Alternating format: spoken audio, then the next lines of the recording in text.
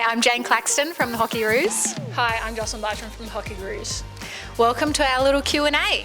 So Joss, what is your game day routine? Game day, I really like to be a bit consistent with what I do before the game. I'm really into listening to music, so you'll hear it coming from my room, or I'll just have my headphones in. Always have a good pre-game meal of porridge. I don't know why, but it's my favourite. And then pre-game coffee and shower are a must. And then just making sure that I've got all of my gear packed ready for the game and everything's ready to go. Awesome. So Jane, you are currently the most capped hockey roo. How do you use this experience to help the younger, less experienced players? Yeah, I feel like that's a polite way of saying I'm the oldest. Yeah, I think with time and experience you learn that to cherish every moment, and hopefully new girls coming in or debutantes or girls that potentially are in the early parts of their career, I hope to instill in them that it's a wonderful opportunity to represent your country, and each moment you get to do it, cherish it. You don't know when it's going to be your last. In our sport, injuries are always just around the corner, so yeah, have fun with what you're doing and enjoy the process, which seems quite wise. Such wise words. Thanks.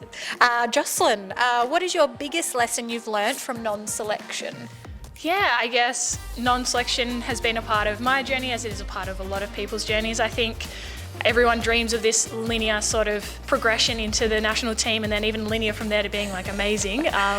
Definitely doesn't happen that way. I guess I missed out on my first selection at under 13 state level. I made it when I was 12 and then not when I was 13. And I think for me, early, that was like a really good reality check that just because something's happened before doesn't mean it'll happen again, and you have to keep working hard. And then I guess being a goalie, non-selection is quite familiar territory for me. There's only one spot on the field, and so sometimes you might even be on the team but not get to play. So just learning ways that you can keep improving and keep learning from every opportunity, so when you do get your chance to play, you've put yourself in the best spot possible, and you've also helped the team succeed whether you get to go on the field or not. Yeah, it's unique being a goalie, that's for sure. Yeah, for sure. So Jane, can you talk about how your family has really helped influence your career and the player you are today? Yeah, I have a huge hockey family. My dad and brother both play and still both play.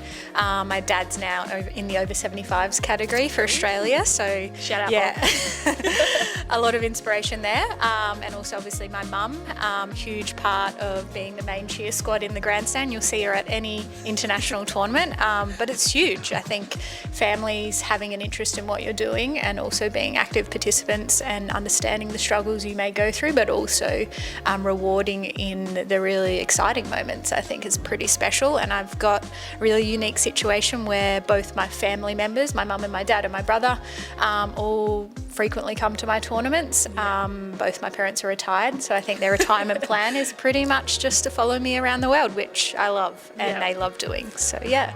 We love having them along too, so it's always good. Okay, final question for you, Jocelyn.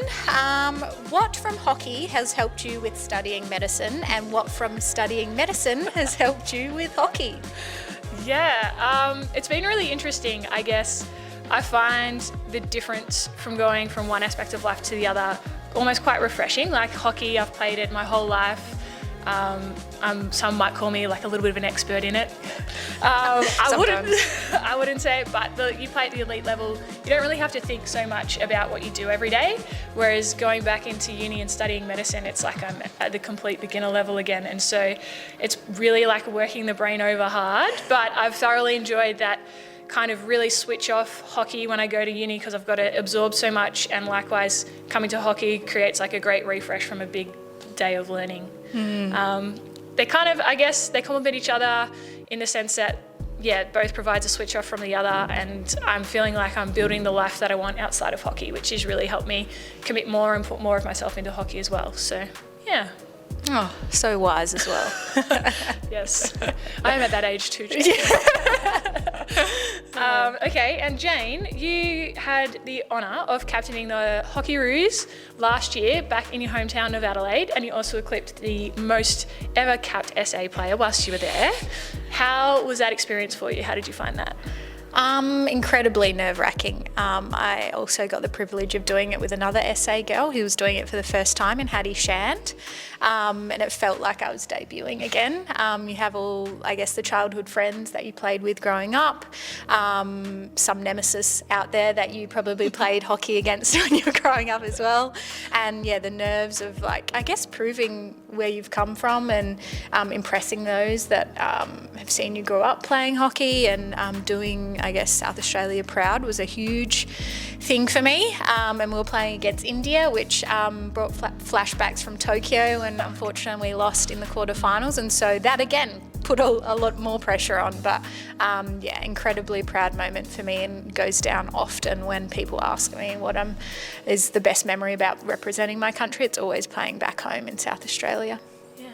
Awesome. Well, thanks for listening to our Q&A. This is Jocelyn Bartram and Jane Claxton signing off. Bye.